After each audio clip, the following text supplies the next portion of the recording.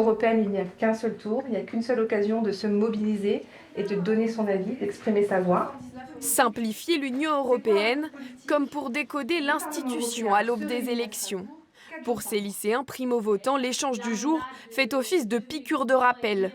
Tous sont membres du Club Europe de leur établissement, convaincus de l'importance du vote. Pour moi, ça représente tout d'abord l'unité dans la diversité.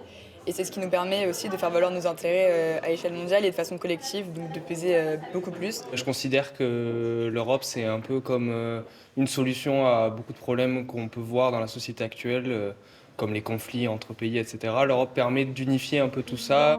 Déroulé du scrutin, rôle des députés européens, décryptage du bilan de la précédente mandature, les porte-paroles de la Commission et du Parlement européen livrent des clés de compréhension.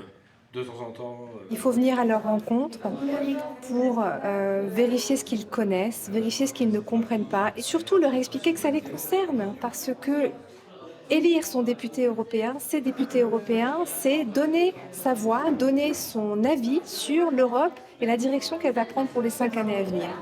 Pédagogie primordiale. En France, 62% des 18-24 ans se sont abstenus en 2019. Cette année, les sondages sont plus pessimistes encore. 76% d'entre eux pourraient ne pas se rendre aux urnes. Les lycéens présents pointent en tout cas le manque d'engagement de l'Europe sur certaines thématiques. On a beaucoup parlé, je trouve, de la sensibilisation à l'environnement.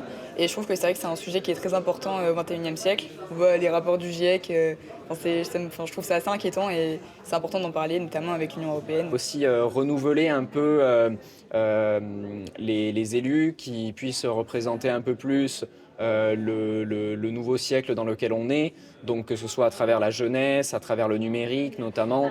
Des enjeux à leur échelle et la ferme intention de voter pour ces idées dès le 9 juin prochain.